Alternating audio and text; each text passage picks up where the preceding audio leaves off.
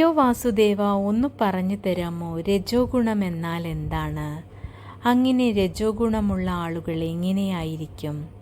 കേട്ടുകൊള്ളൂ പാർത്ത. രജോ ഗുണമെന്നാൽ താനാണ് എല്ലാം ചെയ്യുന്നത് എന്നും താനില്ലാതെ ഒന്നും നടക്കില്ല എന്ന കാര്യത്തോടുകൂടി ജീവിക്കുന്നവനാണ്. അവൻ മറ്റുള്ള സഹജീവികളെ സ്നേഹിക്കുകയോ അവർക്ക് നന്മ ചെയ്യുകയോ ചെയ്യുകയില്ല.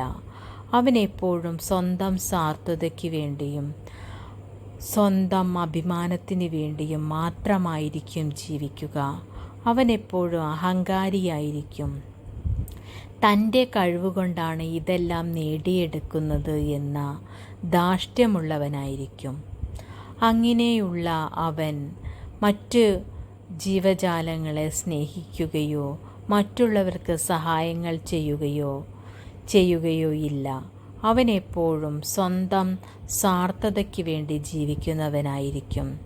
അവന് സസ്യാഹാരങ്ങളോടൊന്നും താല്പര്യമുണ്ടായിരിക്കുകയില്ല.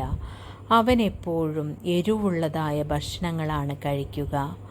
അങ്ങനെയുള്ളവനാണ് രജോ ഗുണമുള്ളവൻ. അവൻ ഈശ്വരചിന്ത തീരെയും ഉണ്ടായിരിക്കുകയില്ല.